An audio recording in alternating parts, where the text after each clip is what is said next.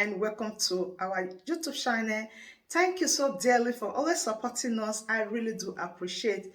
If today the first time you are coming across this wonderful family or you are seeing my face for the first time, I still remain Agatha Progress, bringing it to you back to back. Remember, we react to all videos and all opinion is highly needed. So just sit back and watch this video and I will be right back.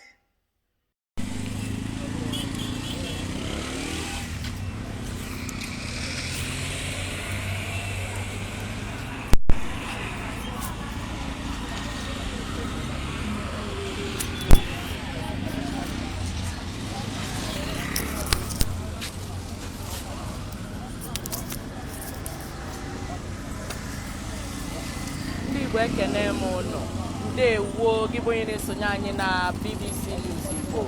Ebe anyị nọ n'ụtụtụ a bụ na Kolkambo dị na Enugu steeti. Ihe anyị jiri bịa tata bụkwanụ ihe na-agba anya mmiri na ndị bi na Kolkambo dị n'Enugu nọ n'isi ụtụtụ tata ihe dịka ebe elekere 4 nke nderi uchichi ka ọkụ malitere wee gbaa ọtụtụ ụlọ na Calabar Street dị na Kolkambo Enugu. Anyị wee nụ ka anya bụ ihe si wee na-ada na ọtụtụ ụgbọ ahịa ndị mmadụ ma ndị bi n'ụlọ ha na anya bụ ihe metụtara ha nke ukwuu. Anyị wee sị ka anyị bịa ebe a tata wee hụ ka o si na-eme. So onye isi anyị ike na bbc.com, echezikwa na Facebook na Instagram anyị bụ BBC News Igbo, ebe anyị na-ewetara unu ihe ọbụla na-eme na mpaghara ọwụwa anyanwụ Naijiria n'oge ọbụla o ji na-eme.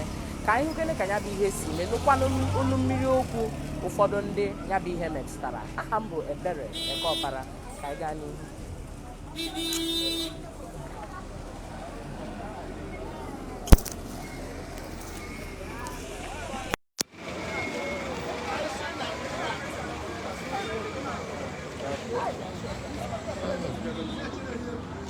Emo nọ niile gwụrụ ahụ. Ọ ga-enwe m ike iji ga-agụjụ ọgwa anyị ọ dị mma. Ebe unu na-ahụ ugbu a bụ ebe nya bụ ọkụ kpara ike na Kolkambo Enugu. Ka ụfọdụ ndị marụ aha ebe a na ka nya bụ ihe si mee gwa anyị ka obi dị ha. Good morning, madam. Gwa anyị afa gị. Afa m bụ Hyginus Agbo. Kedu afa streeti a kịta na Kolkambo? Ebe a bụ Calabar. Calabar Street. Ya Calabar Street. Kedu mgbe ihe a ji wee mee ka egosi? O bidoro around 1 a.m. n'ime abalị. Ọ dị mma wee gbakọtazịa ruo etu a. Kedu ihe a na-elegasị ebe a n'ụwa ọkụ agba? A na-ere a lot of businesses na ka a na-eme dị a na-ele oil, ewe ndị na-ele gas, ewe ndị na-ele akwa, ewe ndị na-ere nri different ewekwa ndị ma ndị nke bikwa dị were ndị megwekwa parking shop dị. Ọ dị mma mgbe unu nụ na ya bụ ọkụ na-agba, kedu ihe ndị ogbe mere ka ọkụ a bidoro? Ndị ogbe tere ha gbara mbọ ka ha were ike akpọwa ndị fire service. So before ndị fire service bịa, because ọ bụrụ na ha abịa ọ ka were ike ife another compound. Ndị fire service mechara bịa na wee gbanyụọ ya bụ ọkụ. Ha mechara bịa. Ọkụ onweghị onye nwụrụ n'ọkụ a? Enweghị onye wụ kama property ka ọ damage maka enweghị single pin ewepụtara na the building. Unu bụ ndị na-esonye anyị na BBC News Igbo ka anyị baa n'ime ụlọ. Ọ dị ma o nwere onye chọrọ ikwu okwu ebe a. Biko nwere ihe nkwa ịma na ndị a n'ebe anọzbe 6 months na shade a. Ama ya federal gọọmenti na gọọmenti Nigeria na non-governmental organization. Non-governmental organization ka agbata ndị mmadụ ọsọ enyemaka enwe ndị aka setụrụ ọfụrụ n'ebe a because ikiricha ihe a ka o shi mee ọ na-eri anya mmiri. 6 months. Onwe ndị kwụrụ advance. Ihe mmiri by this renovated ebe ọfụrụ ndị akabanyere ebe ọfụrụ ihe anụ wee mee. So onwego ndị dị frustrated. At least this young boy neighbor, I'm sorry for him, talk less of other people. So I know government go to she came out and get them biko. Ka anyị baa ruo n'ime hụkwa ebe ndị ọzọ ya bụ ọkụ metụtara.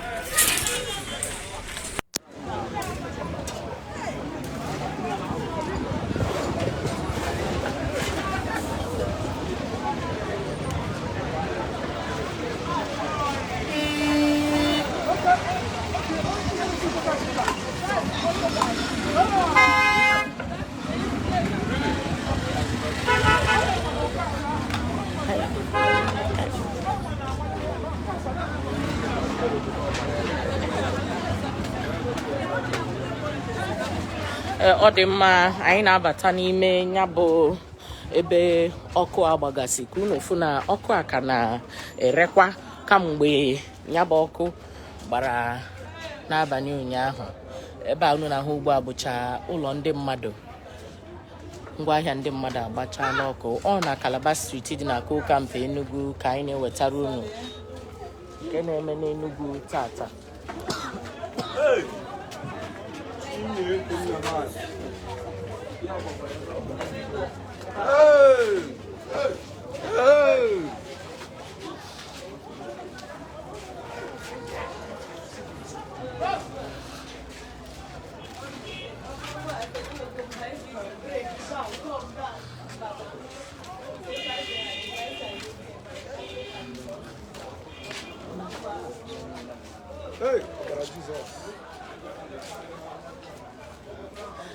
Nwekwara ọtụtụ ndị bi na ebe a ma ndị na-azụ ahịa n'ebe a ihe a nọ wee mee. Anyị na ha chọrọ inwe nkata ka ha gwa anyị ka obi dị ha na ihe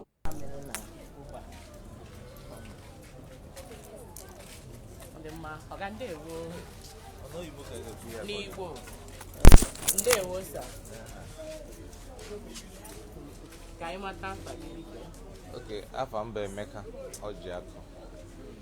Ọ dị mma izgo n'ebe ihe a nọ wee mee. Kedu inwe na ọdụ ahịa ebe a ka ibi na ya? M na-ebirokwa m ebi ebe a, but enwere m ọdụ ahịa ebe a. Ka o si wee metụta gị? Ọ gbara na nke gị? Mba o, ọ gbarọkwa na nke m. Mana ka obi dị gị na ihe dị otu a mere n'ebe ị na-azụ ahịa? Eziokwu, ọ bụ nnukwu ihe mwute maka na nga si na o metụtara m si na ọ bụrụ ihe mwute because ndị nke o metụta bụ mmadụ dịka mụnwa. Ọ nnukwu ihe mwute ka ọ bụ but mmadụ ama mba Chukwu ọgụ, anyị ama mba Chukwu ọgụ, ọ Chukwu chọọ ka o si otu a wee dị. Ịkwa nke bụ eziokwu, ebiro m ebe a, ebe m bibu na Chalaut. Na ihe mere ya bụ na around 2 o'clock ka mmadụ kpọrọ m na fon si m na-ekwu ihe na-eme na ọkụ na-agba na shop na onwe ebe m ga-enweta kii ka e wee mepee ha nwa ka emepee shop bụ onwe ihe a ga-ewepụta ka ewepụ. Nsị mba aharapụba, ọ bụ na ọkụ aba ego na osi m na ọkụ, nsị ha hapụbazi emena anything. Ma brọda pụta na-akpọ na-asị m na-ekwu nsị ya ebe anụ ji edinara arapụba na onwe ihe a ga-eme maka ya. So amarọ m ihe butere ọkụ a, enwere m ike ịkọwanụ ya. Mgbe ị gazi efu na ọ banyere na nke gị nọ na nke ndị agbata obi gị ka ọ gwa ịma na o nwere ihe a na-ekwusi onye na-efe Chukwu fesiwe Chukwu ike na Chukwu dị mma. O nyere nnukwu obi aṅụrị because na o nwere ihe mmel echi ya m gara aga mesịa ya bata and ejigo m ihe aṅụ mmere echi ya m gara aga wee ma na Chukwu na-adị ndụ and Chukwu ga-adị ndụ wee ruo ebi ebi. O mere ka okwukwe m n'ebe Chukwu nọ siwanye ike.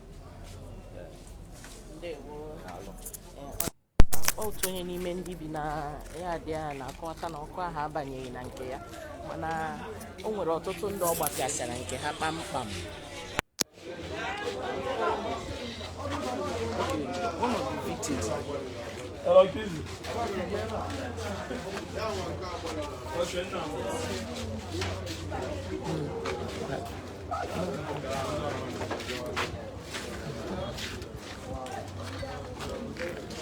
O nwere onye anyị na ya na ebe a ugbu a nke ya soro wee gbaa ọkụ kpamkpam. Nwaanyị ahụ nọ na iru uju ọkwa anyị ka obi dị ya ugbu a. Madam, ndewo. Kwụsị okwu ike ndị na-anya na kamera, madam. Ndewo. Ka anyị mata afa gị. Afa m Mrs. Ona Rosemary. Ihe a metụtara gị, kedu ebe bụ nke gị ka o si mee? Anọkwa m na be m by 1 o'clock maka ebi m around wee nụ ka ndị mmadụ na-eme mkpọtụ. So mgbe m nwa gbapụtaziri m na ụmụazị m, ọ bụ na ọkụ agbawago dị ya dị ya. So ndị watch night na around si na ọkụ bidoro gbawa by 1 o'clock midnight.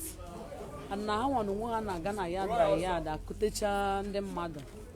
So by the time ndị mmadụ na-apụtazi ọ bụ na ọkụ agbawago nnukwu. So mgbe m nwa bịazi enwezi m ume ngwongwo ka a na-akwapụtazi na the other line ebe m nwa na onwe m nọ. Otu a ka m sikwa efe ya bụ na ọkụ gbajiri everything in short about 8 rooms. Onwe nke ihe pụtara chacha. Nekwu ebe enyi. Mana m nwa bụ the caretaker of this yard.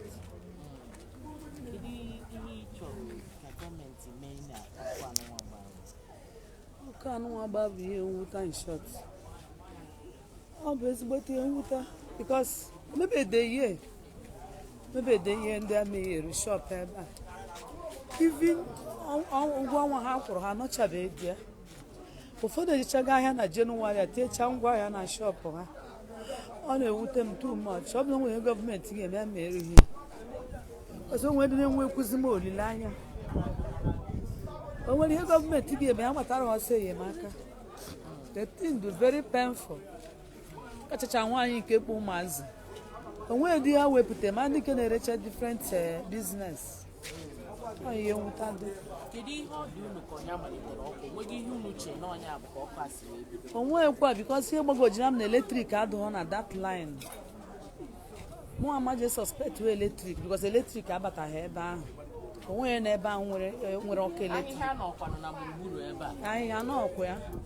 Ka ọkụ esi wee mee mụ nwa mma ha otu esi kọrọ m ndị wash night ahụ.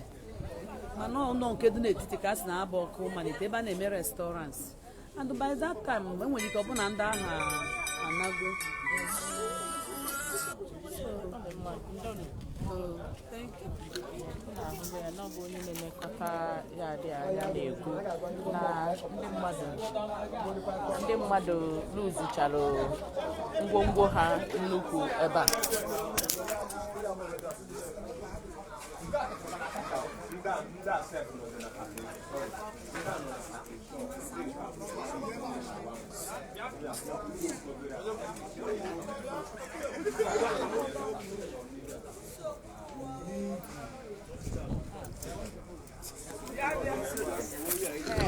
O nwere otu onye n'ebe a na-ekwu ka obi dị ya ugbu a.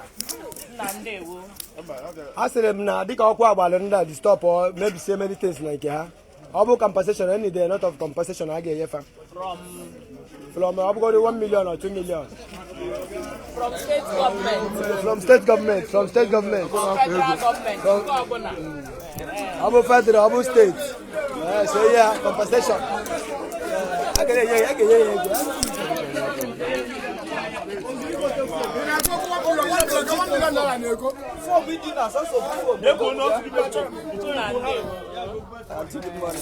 Ọ dị mma afọ m na o nwere ka obi dị gị maka ihe a merenụ. Gwakena anyị ka isi fụ ọkụ agbara ebe a taa. Anti ọkụ agbara ebe a nọ o nwere onye dị obiọma na ọkụ gbara property ndị mmadụ. Anti a lot of property ọ damajichara ya ihe niile ọ metụchara ya. So biko ọ bụrụ na o nwere ka ndị gọọmenti ga-eji sọpọtụ ha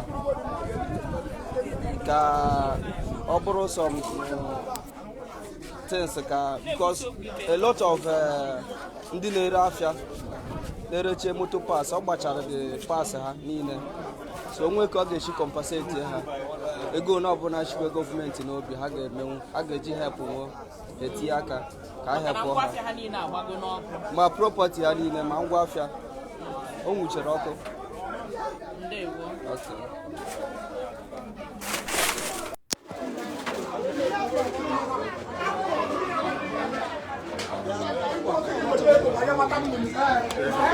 N'anya ugbu a na-ahụ na ọkụ a ka na-agbakwa.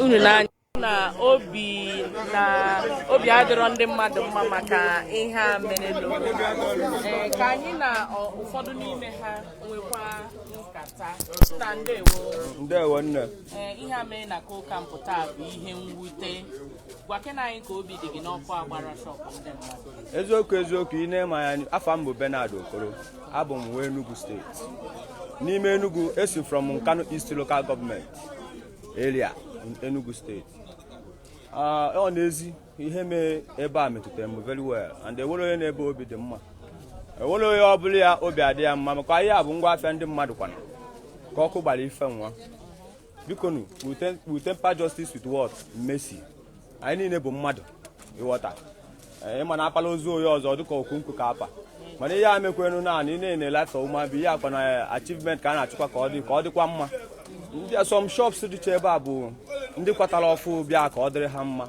ịghọta itento dị afịa na nko ngwa afịa ha kwanyechara ebe a bụ ihe ọkụ gbagasị ihe a niile tapịara I witness it with my eyes. I'm a life witness of it here. Enwere ife dị ndụ ebe enwere ụdị ife dị alive as in ngwa afịa Enugu ihe niile tapịara atapịa. Kedu mgbe ndị fire service ji gbanye ọkụ? Eziokwu nna like ikwu nke nna ome. I'm just coming about 45 hours. About 45 minutes ago now. I just came here. I know how Mumbahabia. But the one I witness when I'm in present, I can say. You get me? So at least they should show a kind of a compensation to them. I need money. Yes. Obugodru 50 million, 35 million.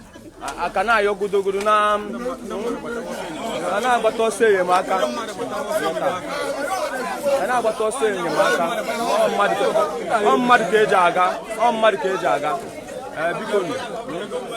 Ihe dị n'ime ya bụ na ọ dị ka ịgbakọsịrị ngwa ahịa ndị mmadụ ebe a wee ego na ọ dị gị ka ọnya bụ ihe a ga-enye ha mana ị na-anya ifu na nwekwe ka ị ga-esi nwa ego one dị na shop.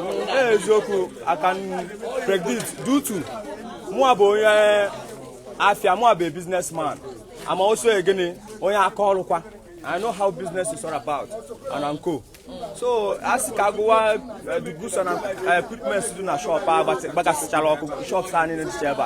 I calculate why even the gas, even the oil, even the aqua, even the kind of lot of goods and uncle. See? I see, so I consider all Lukwelu. But the kind of an assessment or running way back to your creature or whatever. Oh in your market kind of yo. Look at the coca. Oh. Do o nwere onye so na ndị shop ya gbara ọkụ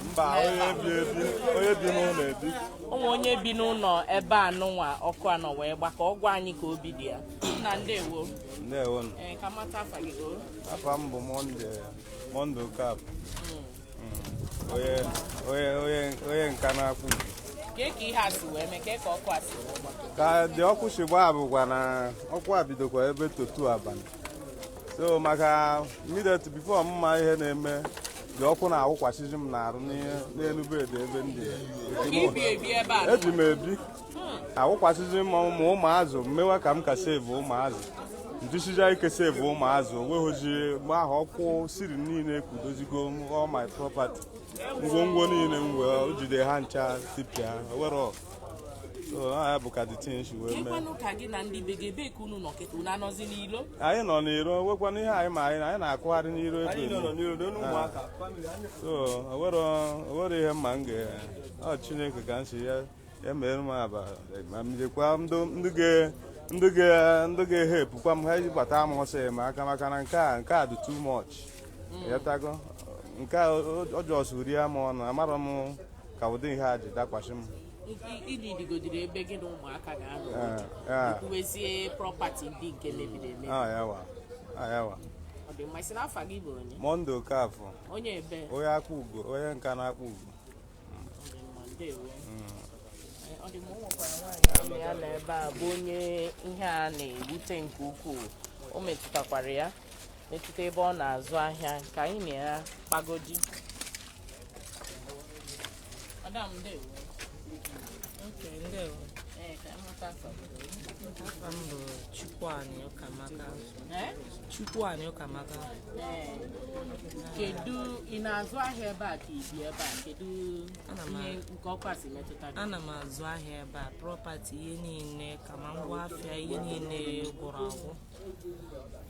agwụ nwere ofu mkpụrụ pin anyị weftere ntị ya bụ ebe anyị si eri nri otu ụmụazị. Kedu ihe ị na-ele ebe a? A na-ele drink and nri. Ị na-eme gịnị? Anyị na-ele drink na nri restaurant. Ọ gị nwe ma generator nke ọkụ gbara? Witi ndị shawama ka bidoro ọfụ n'iru opposite. Kedu ihe ịchọ ka gọọmenti mere uru maka ihe a dakwasara? Ama ya gọọmenti ka ha nyela anyị aka na onwezi ihe anyị mazi anyị ga-emezi kịta anyị ewere anything ọbụla anyị were to start the business again and ihe niile anyị were adịgo village ka ha ihe gbatara anyị ọsọ enyemaka ka anyị wekwe n'ike bidokwa wee wetawekwa ihe zụwakwa ụmụazị anyị. Afa m bụ Chukwuani Ụkamaka, abụ m onye ọzara Nkanụ. Unu anụgo ka o si na-ekwu ya na obi na-agbawa ya ugbu a maka na ihe niile o ji azụ ahịa gbara ọkụ. Ọ na Calabar Street dị na Kokampe Enugu ka unu na-ahụ ka ya bụ ọkụ si wee kpaa ike n'ụtụtụ tata. Ọtụtụ ndị mmadụ ka na-ama na ya bụ ihe mere wee na-abịa ugbu a.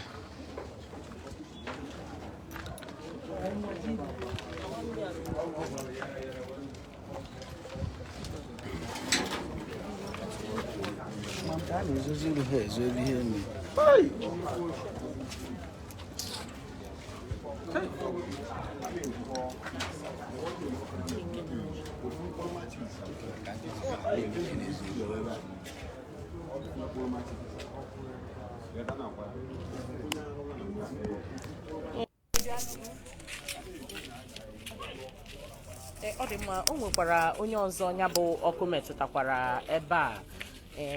Ọ eziokwu na ha bụ anya mmiri n'aka mana ka anyị jụkwa ha ajụjụ. Nne ndewo. Gwa anyị afọ Igbo. Ị da asụ Igbo mana ị bụ onye Igbo. Ọ dị mma, gwa anyị ka ọkụ a si wee mee. I don't actually know because I left yesterday around after 10. Because I know, I'm very sure our gen was off. The gases were turned off. So this morning I got a call that fire started here around 2 o'clock. So I rushed here and seen things. 2 a.m. Yes. So coming here, everything is damaged. Both my gens, my machines, everything, all the gases, everything, nothing was recovered from this place. Kedu ihe ị na-esi ebe a? I do shawarma. Shawarma. Yes, produce and... In fact, I don't really know why this thing is taking place right now. Not only in Enugu, a lot of states in Nigeria are passing through this particular aspect. Does that mean that the government don't really know what to do to tackle this condition? Because it's no longer funny. The other day in Warri, if you see the type of flame that is coming up, you won't believe it. Every week, every blessed day, you must hear of this thing, one place or the other. No, this is so bad. The government should come to the aid of those people. If there's anything that is not right, if there's anything that is happening that is causing this havoc, is just too much. They need to put their heads together and know how to settle or handle this issue. You can't just allow people to be losing their source of income just like that, losing their resources, losing their home. For what? Please, these are the reasons why I said the government need to come to the aid of these people, because every day people are losing things. It's not right. When they say the country is hard and you are losing your source of income, how will the person feel? Please. So my wonderful family, this is the end of this wonderful update. This happened in Enugu. another fire outbreak and we don't know what is going on. Please do well to share this video, like and subscribe if you haven't. I give credit to BBC Igbo. Thank you once again for always supporting us. I really do appreciate. See you when I see you. From me to you, I say bye.